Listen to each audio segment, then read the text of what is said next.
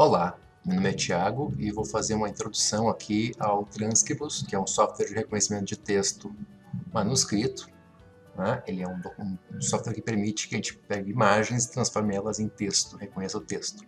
Então a primeira coisa a ver, a tela dele é bastante densa e cheia de botões, é bastante assustador, mas já veremos que isso tem uma lógica, uma ordem, ainda que não seja tão intuitivo, é bem prático. Então, a gente tem aqui essa tela inicial aqui, essa tela à esquerda, barra lateral esquerda, que tem a gestão dos documentos. Mas para que isso seja inteligível, a gente tem que primeiro importar um documento.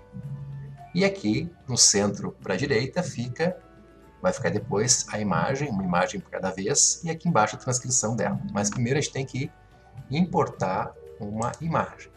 Eu deixei previamente já selecionado aqui uma imagem, uma pasta. Essa pasta aqui, que eu vou importar uma coleção de documentos, que eu vou chamar Docs23. Né? Eu botei aqui para carregar um documento único.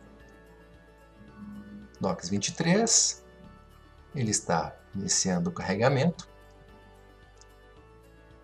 Às vezes demora um pouquinho, a gente pode minimizar enquanto isso, ele vai continuar rodando o processo. Nesse tempo ele está não carregando para dentro do programa essa imagem, mas está enviando para o servidor que vai processar essa imagem depois, que fica na Áustria, na Universidade de Innsbruck. Aqui, o carregamento do documento completo. Né?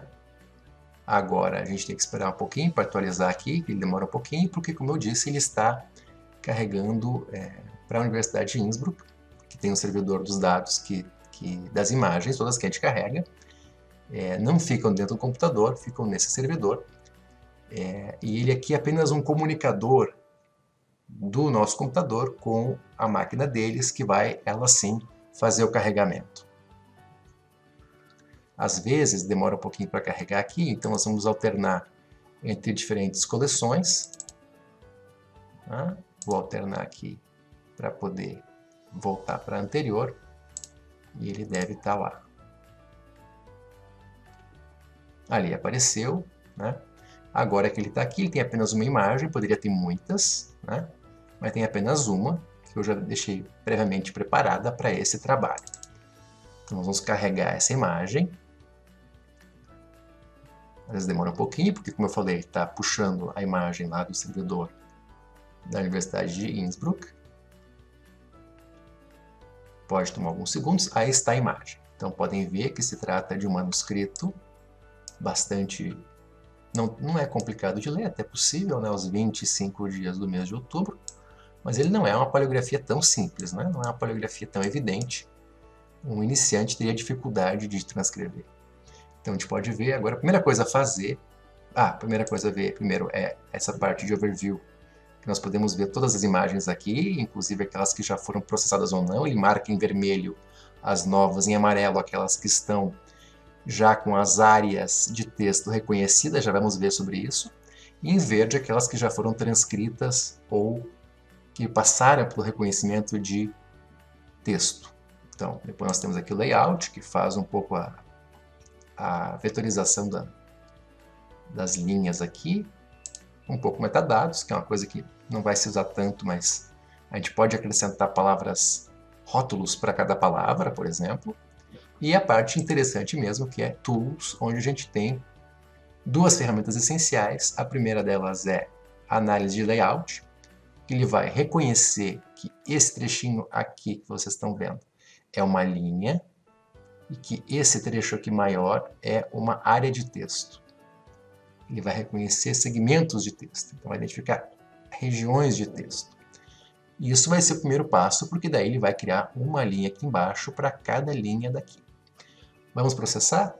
Vamos lá então, ele vai, por default já é esse aqui, que é o padrão dele, ele vai reconhecer as linhas desse documento.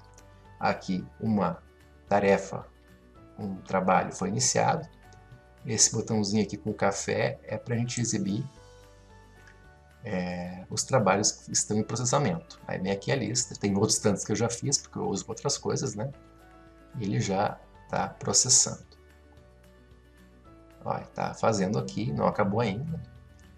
Quando acabar, ele vai Vai aparecer uma atualização aqui. Ó, apareceu, dou sim. Ele vai carregar de novo já com o reconhecimento das áreas de texto. Aqui, tá vendo? Aqui ele já reconheceu que isso aqui é uma área de texto. Essa linhazinha, eu vou clicando aqui, podem acompanhar aqui cada vez que eu clico aqui embaixo. Ó, ele vai reconhecendo uma linha aqui. Clico nessa aqui e ele identificou a número 129, que é a página 1, 29. Se eu clicar nessa aqui, ele vai dizer que é a página 2, 25. A linha 25 da página 2. Então ele já fez um inventário de todas as linhas que estão nesse documento, nessa imagem aqui. E que a gente possa clicar aqui, por exemplo, e associar essa linha aqui da imagem com uma linha aqui de baixo, é possível que a gente possa, por exemplo, transcrever a gente mesmo, né? Olha aqui, a linha está destacada, está em negrito aqui, né?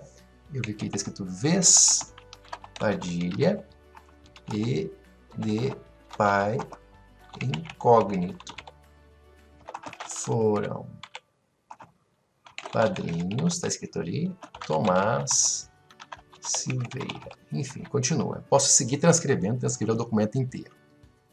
Isso já é uma boa ferramenta porque permite associar uma linha aqui com uma linha aqui. Mas o mais interessante é que uma vez que a gente possa alimentá-lo com exemplos, a gente pode criar um modelo que vai transcrever o restante do documento.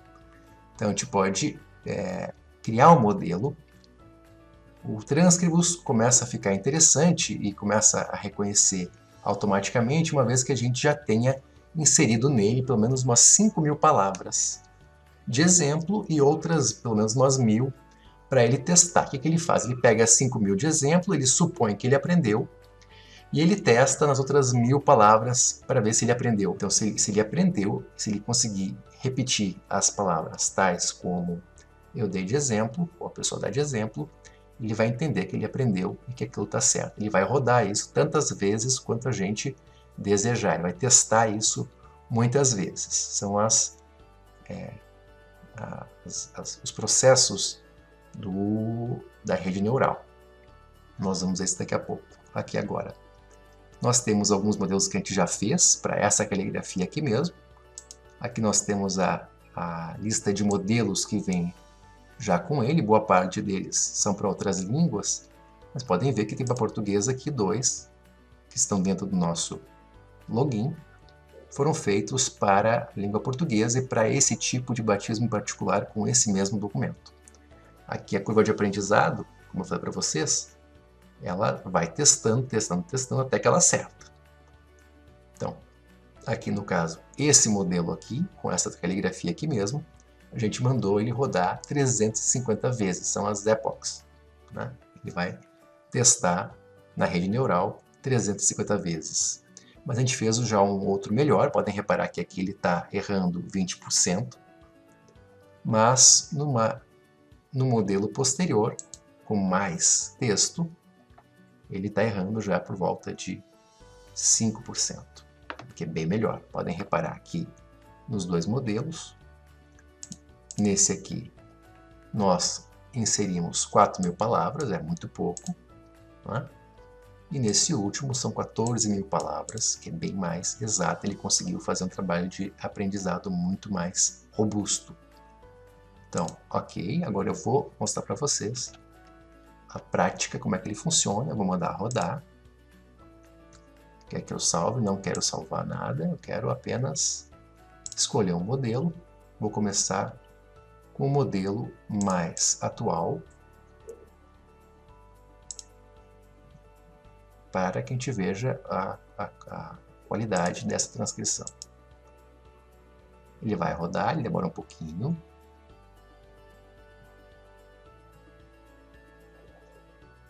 Então, ficou pronto. Agora, ele avisa sempre com essa janelinha aqui e nós vamos ver o que ele transcreveu a partir do modelo que eu tinha previamente construído. Então vamos lá então. Então reparem aqui, nessa linha primeira aqui,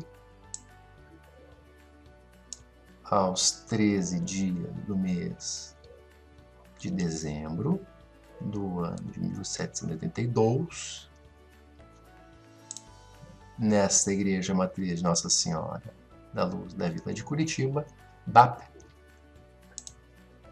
tá aqui, mas ele botou tonete, e pôs os santos óleos, o reverendo coadjutor Francisco das Chagas Lima, ou seja, está muito bom, ele tem um pequeno erro aqui, mas em geral ele transcreveu bem. Podem ver aqui, por exemplo, Antônio Inocente, filho de Joaquim, escravo solteiro de Filipa Gonçalves. Antônio Inocente, filho de Joaquina. Ah, ele melhor que eu, ele ouviu Joaquina que eu não vi. Escrava solteira de Felipe Gonçalves. Gonçal, ali. Aqui ele botou um único errinho dele, foi botar um M no lugar do N, mas eu mesmo achei que fosse Joaquim. Ou seja, ele pode cometer erros como se fosse uma pessoa transcrevendo. Podemos ver que a qualidade é bastante alta. Agora, se eu fizer um outro teste, para mostrar para vocês, eu não vou salvar, eu vou mandar transcrever agora com o modelo anterior, que era bem inferior. Para que vocês vejam a diferença do aprendizado de 4.000 para 14.000 palavras. O trabalho foi iniciado.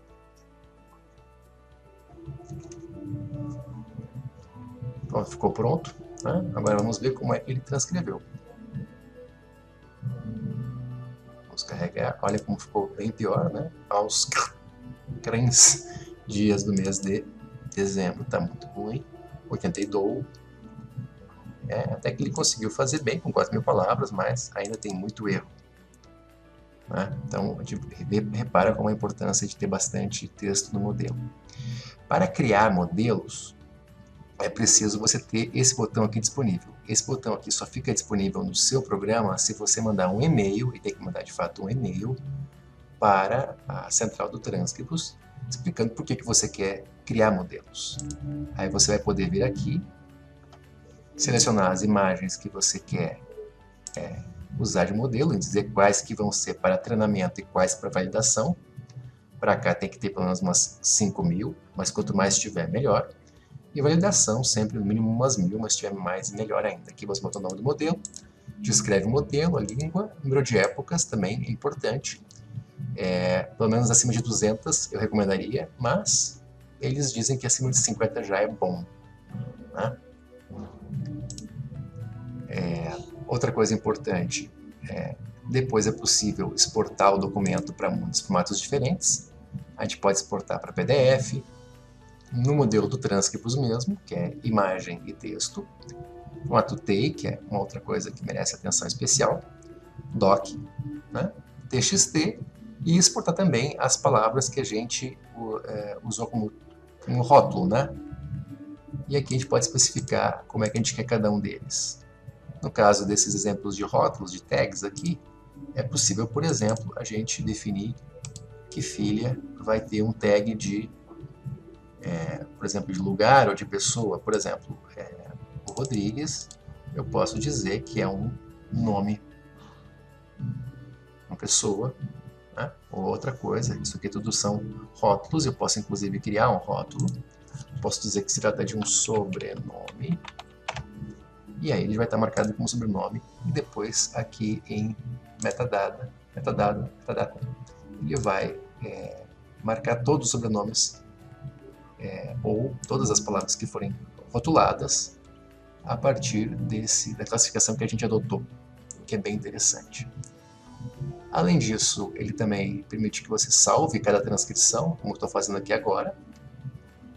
Ele permite que você classifique cada transcrição como nova, ainda sem o reconhecimento das linhas, em andamento, in progress, que é quando você já está transcrevendo, feita, e depois outros graus de afinidade, final, ground truth, quando ela está muito revisada, que você vai indicar a qualidade da sua transcrição. E para encerrar, a gente vai ver aqui as últimas funcionalidades, né? A gente tem aqui uma ferramenta para exibir algumas visualizações, no caso, regiões de texto. Podem reparar que aqui tem uma linha bem fininha, verdinha, que mostra uma página, né? Ela identifica automaticamente a página. As linhas, ela consegue contornar cada uma das linhas. As linhas de base, que são aquelas que a gente já identificou de antemão, identificam cada uma das linhas. E também ele é capaz de estabelecer a ordem das linhas. Isso é fundamental para que a gente possa identificar aqui A5 é A5, A4 é A4, ainda que seja um pouco poluído, em alguns momentos pode ser muito útil. Ele também tem ferramentas de zoom e outras para colocar em diferentes tamanhos, né, que é bem interessante. E uma última informação importante, na minha opinião, é essa da possibilidade de a gente poder mudar a cor das linhas aqui. No caso, a gente pode trocar esse azul aqui, por exemplo, por vermelho, para que fique um pouco mais nítido, dependendo do gosto de cada um. Alguém pode achar, por exemplo, que o amarelo é mais interessante. E por aí pode configurar a forma como vai exibir os dados para a sua transcrição. Eu, no caso aqui, configurei, inclusive, o fundo da linha ativa como transparente para que eu possa identificá-lo facilmente aqui no texto, essa parte que está faltando, e ao mesmo tempo ter uma clareza maior na leitura. Bom, era isso. Espero que vocês tenham gostado desse vídeo, que ele possa ser útil para que outras pessoas possam incrementar as transcrições das suas pesquisas. Obrigado.